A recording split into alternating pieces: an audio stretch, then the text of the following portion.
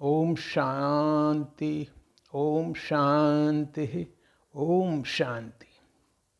नवयुग नवजीवन की मैं आपको पहले ही बता चुका हूँ, और उन बच्चों का नवजीवन बनने का एक रास्ता भी मैं आपको बता दिया हूँ कि जो अभी तक ज्ञान में नहीं है या फिर अपना भाग निर्माण करना चाहता हूँ, क्योंकि भाग्य विधाता आया है स्वयं, उससे मिल लीजिए।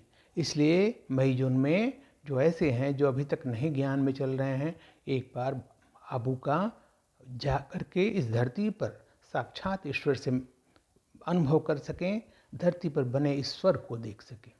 चलिए, उसके पहले मैं आपको कुछ वीडियोस में धनतेरस से जो छठ पर्व का ये जो सिलसिला है उसके बारे में, उसका आध्यात्मिक रहस्य बताया था।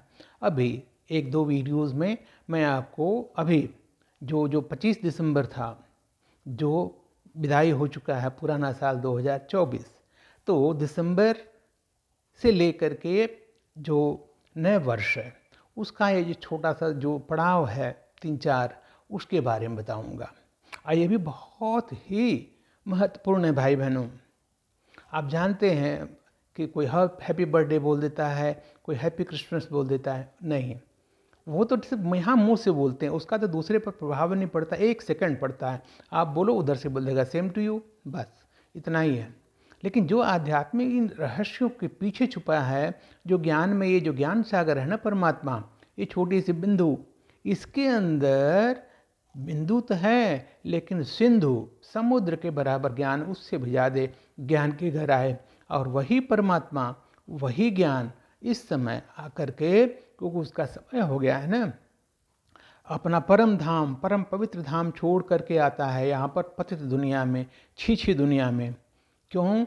उसे हम बच्चों से प्यार है, हम बच्चों का भाग्य निर्माण करता है। वो आके सिर्फ प्रवचन नहीं देता, वो हमें पढ़ाता है, पढ़ा करके योग्य बनाता है, योग्य बनाकर अपने साथ ले जा करके हम बिल्कुल प्रिंस प्रिंसेस जैसा बनाता है, देवी देवता जैसा बनाता है। तो ऐसा बनना क्यों नहीं चाहते, क्यों नहीं जानते, उसको जानिए। छोटे से प्रसंग में आपको मैं बता दूं कि क्रिसमस को बोलते हैं हैप्पी क्रिसमस, जो क्रिश्चियंस का है। क्या करते हैं?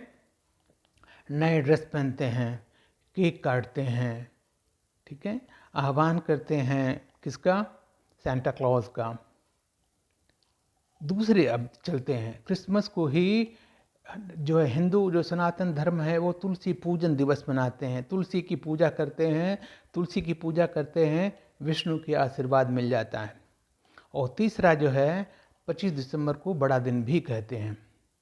तो बड़ा दिन ये नहीं कि साइंस के मुताबिक कुछ मिनटों के लिए जो अभी तक छोटे दिन होते रहे 25 दिसंबर से बढ़ना चालू हो जाते हैं, वो आपको आभास नहीं होगा। आध्यात्मिक रहस्य बड़े दिन का क्या है, ये आपको जो समझना पड़ेगा, बहुत ही वंडरफुल है। क्योंकि बाबा का ज्ञान बिल्कुल वंडरफुल है, फर्स्ट टाइम आपको सुनते हैं।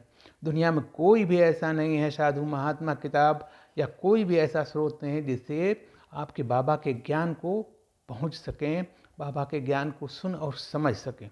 गूढ़ता है, गहराई है, इसीलिए आध्यात्मिक रहस्य समझिए। आध्यात्मिक रहस्य के लिए फिर वही बात है, मैं आपको बड़े दिन का आध्यात्मिक रहस्य ठीक अगले वीडियो में बताता हूँ। बहुत ही ध्यान से सुनिएगा। ये सिर्फ लेक्चर नहीं है कि आप टीवी चला दिए, मोबाइल चला दिए, अपना काम नहीं।